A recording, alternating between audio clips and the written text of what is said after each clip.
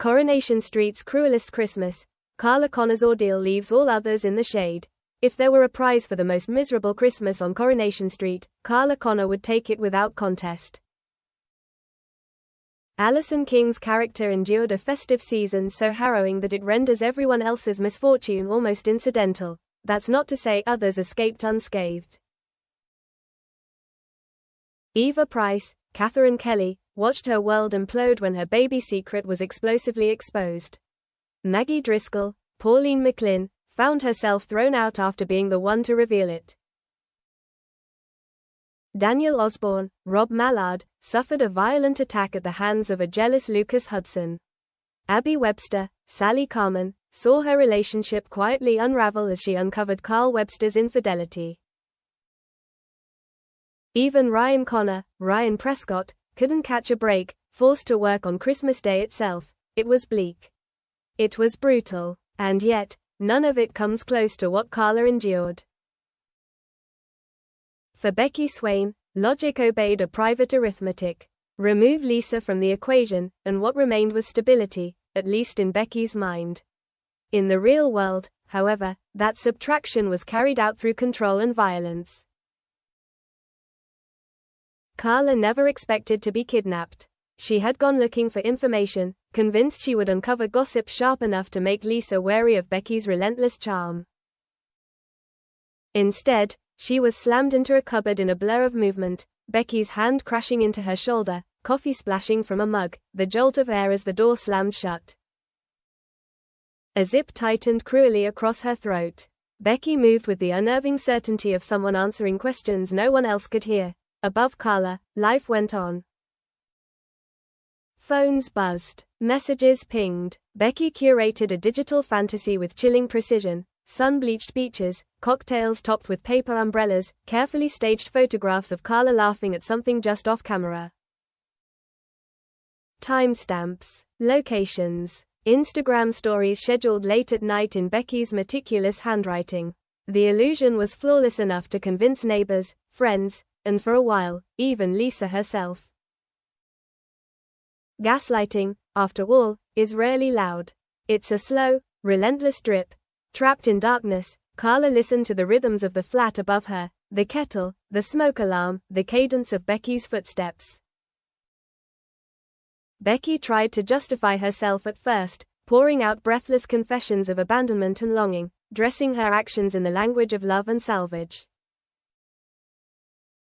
She insisted she could no longer survive as half a woman if Lisa returned to Carla. It was a lie, stitched tightly to a craving for control. The first night was fury and tears.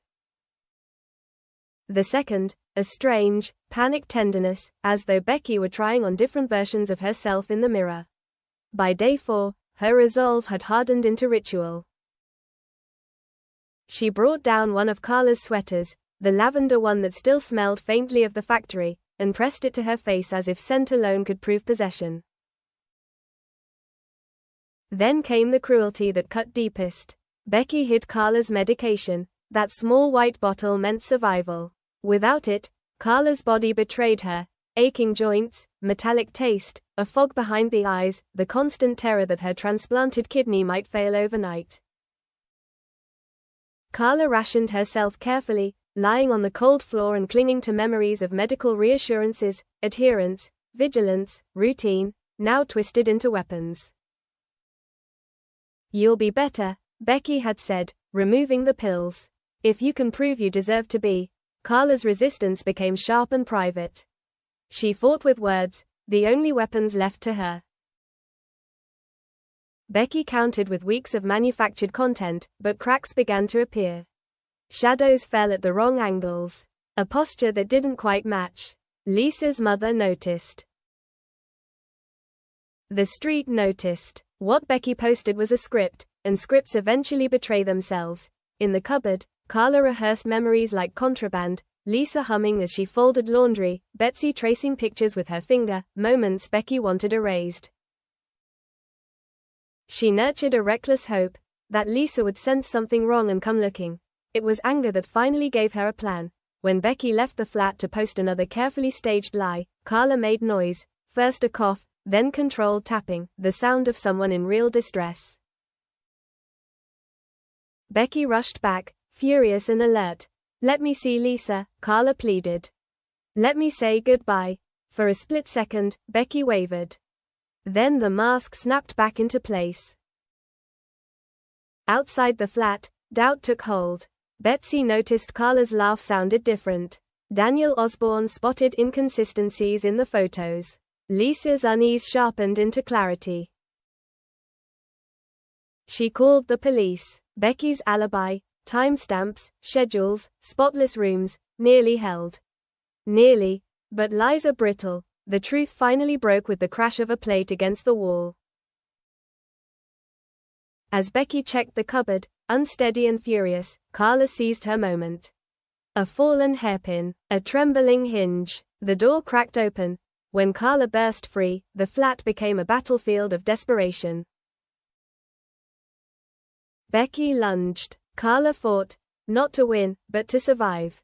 A phone hit the floor, its screen flashing a scheduled post ready to publish. Then the front door opened. Lisa stood there, Betsy's hand in hers. Daniel beside them, a police officer just behind. "Becky," Lisa said quietly. "What have you done?" In that instant, Becky's carefully constructed universe collapsed. The fantasy dissolved between Carla's ragged breaths and Lisa's stunned gaze. Christmas on Coronation Street had claimed many victims, but none paid a higher price than Carla Connor.